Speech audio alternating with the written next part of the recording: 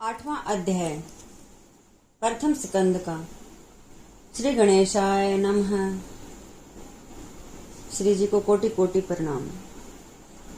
गर्भ में परीक्षित की रक्षा और कुंती के द्वारा भगवान की स्तुति और युधिष्ठिर का शोक।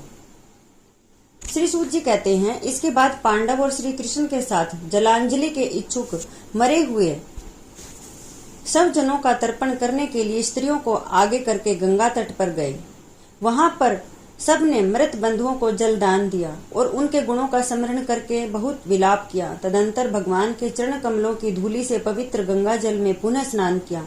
वहां अपने भाइयों के साथ कुरुपति महाराज युधिष्ठिर, धृतराष्ट्र, पुत्र शोक से व्याकुल गांधारी, कुंती और द्रौपदी सब साथ बैठकर मरे हुए सब जनों के लिए शोक करने लगे। भगवान श्री कृष्ण ने धौम्य आदि मुनियों के साथ उनको सांत्वना दी और समझाया कि संसार के सभी प्राणी काल के अधीन हैं। मौत से किसी को कोई नहीं बचा सकता है। इस प्रकार भगवान श्री कृष्ण ने अजात शत्रु महाराज युधिष्ठिर को उनका वह राज्य जो धूर्तों ने छल से छीन लिया था वापस दिलाया और द्रौपदी के केशों को स्पर्श करने से जिनकी आयु क्षीण हो गई थी अर्थात कम हो गई थी, उन दुष्ट राजाओं का वध कराया। साथ ही युधिष्ठिर के द्वारा उत्तम सामग्रियों से तथा पुरोहितों से 3 अश्वमेघ यज्ञ कराए। भगवान श्री कृष्ण ने युधिष्ठिर को उनका राज्य दिलाया, धूर्तों ने जो छल से छीन लिया था वापस दिलाया और द्रौपदी के केशों को जो स्पर्श जिन्होंने किया था उनकी आयु क्षीण की। यहाँ पर भगवान श्री कृष्ण जी क्या बताना चाहते हैं कि पराई स्त्री को यदि हम गलत दृष्टि से देखते हैं तो उसका परिणाम विनाश ही है। हमें नारी का सम्मान करना चाहिए। नारी शक्ति स्वरूप है। नारी चाहे छोटी बच्ची हो या बड़ी हो, द्रौपदी हो या कुंती हो, हमें उनका सम्मान करना चाहिए। अगर जो देश नारी की इज्जत की या सम्मान की रक्षा नहीं कर सकता वो विनाश का ही अधिकारी होता है। अर्थात उस देश के राजा की पत्नी के साथ ऐसा दुर्व्यवहार किया गया, वो भी भरी सभा में। ये परमात्मा हमें शिक्षा दे रहे हैं आने वाले समय के लिए भी। परंतु कलयुग का ऐसा प्रचंड हवा चल रही है कि इसमें न तो राजा की पत्नी सुरक्षित है, न गरीब की पत्नी, न बेटी सुरक्षित है, न बहू सुरक्षित है। भगवान ने कहा है, यहाँ पे हमें शिक्षा दे रहे हैं कि द्रौपदी के जो केशों को जिसने स्पर्श किया था उनकी आयु क्षीण हो गई है। ये फ्यूचर भविष्य के लिए का एक संकेत है। हमें इससे शिक्षा लेनी चाहिए। जो माँ के समान है, भाभी माँ के समान होती है और देवर ने उसके केशों को स्पर्श किया गलत दृष्टि से, कुदृष्टि से, भरी सभा में। जिसने उस दृश्य का देख करके उस दृश्य को मौन धारण किया, परमात्मा ने, भगवान श्री कृष्ण जी ने सबका विनाश किया है। साथ ही युधिष्ठिर के द्वारा जो सामग्रियों और पुरोहितों के से जो थे वो 3 अश्वमेघ यज्ञ कराए। इस प्रकार युधिष्ठिर के पवित्र यश को 100 यज्ञ करने वाले इंद्र के यश की तरह सब और फैला दिया। इसके बाद भगवान श्री कृष्ण ने वहां से जाने का विचार किया। उन्होंने इसके लिए पांडवों से विदा ली और व्यास आदि ब्राह्मणों का सत्कार किया। उन लोगों ने भी भगवान का बड़ा सम्मान किया। तदंतर सात्यकी और उद्धव के साथ द्वारिका जाने के लिए वे रथ पर सवार हुए। उसी समय उन्होंने देखा कि उत्तरा भय से विहल हो रही है और सामने से दौड़ी चली आ रही है।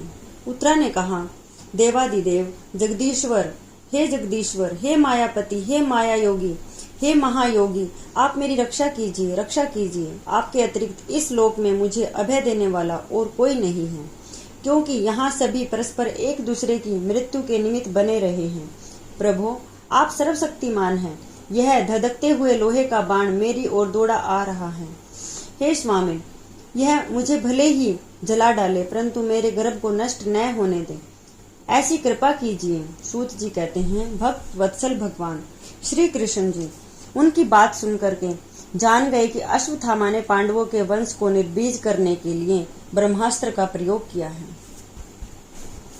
सोनक जी, उसी समय पांडवों ने भी देखा कि जलते हुए 5 बाण हमारी ओर आ रहे हैं, इसीलिए उन्होंने भी अपने अपने अस्त्र उठा लिए। सर्वशक्तिमान भगवान श्री कृष्ण ने अपने अन्य प्रेमियों पर, शरणागतों पर, भक्तों पर बहुत बड़ी विपत्ति आई जान करके अपने निज अस्त्र सुदर्शन चक्र से उन निज जनों की रक्षा की जो उनके अपने थे। योगेश्वर श्री कृष्ण समस्त प्राणियों के हृदय में विराजमान आत्मा हैं। उन्होंने उत्तरा के गर्भ को पांडवों की वंश परंपरा चलाने के लिए अपनी माया के कवच से ढक दिया। सोनक जी, यद्यपि ब्रह्मास्त्र अमोघ है और उसके निवारण का कोई भी उपाय नहीं है, फिर भी भगवान श्री कृष्ण जी के तेज के सामने आकर वह शांत हो गया। यह कोई आश्चर्य की बात नहीं समझनी चाहिए, क्योंकि भगवान तो सर्वाश्चर्यमय हैं। वे ही अपनी निज शक्ति माया से स्वयं अजन्मा होकर भी इस संसार की सृष्टि, रक्षा और संहार करते हैं। जब भगवान श्री कृष्ण जाने लगे, तब ब्रह्मास्त्र की ज्वाला से मुक्त अपने पुत्रों के और द्रौपदी के साथ सती कुंती ने भगवान श्री कृष्ण की इस प्रकार स्तुति की। कुंती ने कहा, आप समस्त जीवों के बाहर और भीतर एक रस स्थित हैं, फिर भी इंद्रियों और वृत्तियों से देखे नहीं जाते, क्योंकि आप प्रकृति से परे आदि पुरुष परमेश्वर हैं। मैं आपको नमस्कार करती हूँ, प्रणाम करती हूँ। इंद्रियों से जो कुछ जाना जाता है उसकी तह में आप विद्यमान रहते हैं और अपनी ही माया से, पर्दे से अपने को ढके रहते हैं। मैं अबोध नारी आप अविनाशी पुरुषोत्तम को भला कैसे जान सकती हूँ?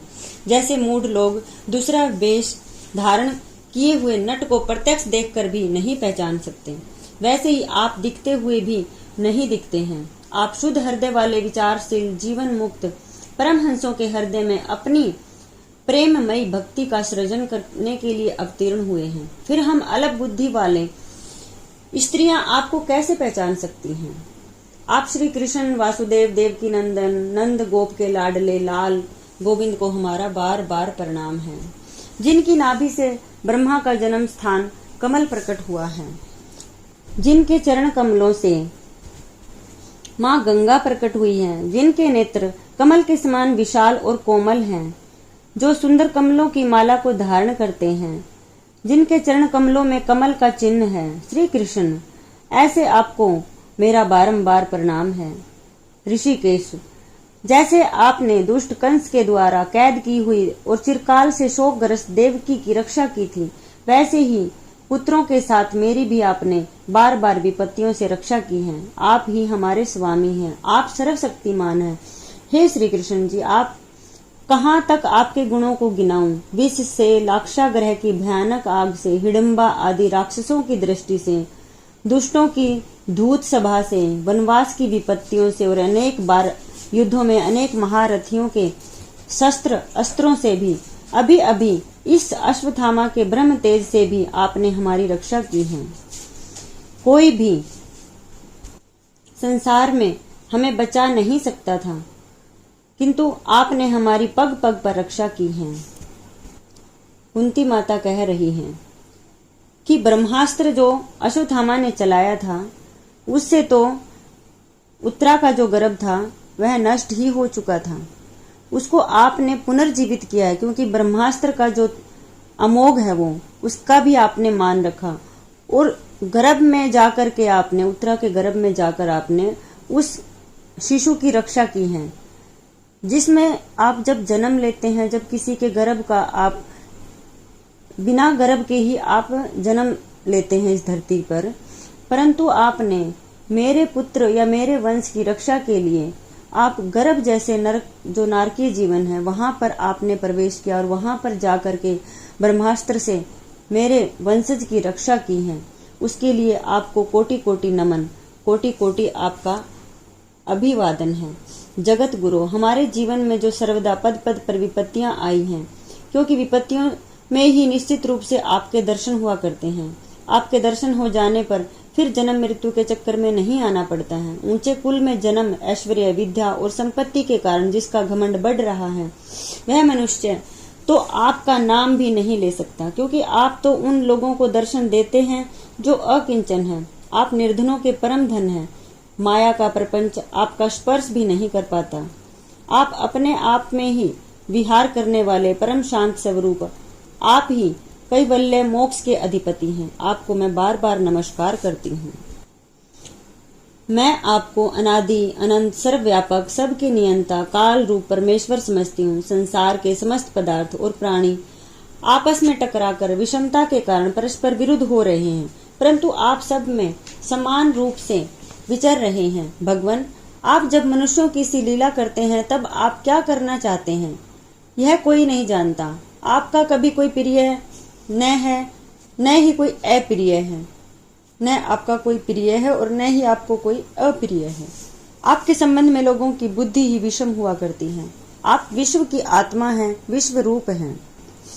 आप न जन्म लेते हैं न ही कर्म करते हैं, फिर भी पशु पक्षी मनुष्य ऋषि जलचर आदि में आप जन्म लेते हैं और उन योनियों के अनुरूप दिव्य कर्म भी करते हैं। यह आपकी लीला ही तो है। जब बचपन में आपने दूध की मटकी फोड़कर यशोदा मैया को खिजा दिया था और उन्होंने आपको बांधने के लिए हाथ में रस्सी ली थी, तब आपकी आंखों में आंसू झलक आए थे, काजल कपोलों पर भय चला था, नेत्र चंचल हो रहे थे और भय की भावना से आपने अपने मुख को नीचे की ओर झुका लिया था। आपकी उस दशा का लीला छवि का ध्यान करके मैं मोहित हो जाती हूँ। भला जिससे भय भी भय मानता है, उनकी यह दशा वो तो प्रेम के ही बस में है। माँ यशोदा का प्रेम ही ऐसा है।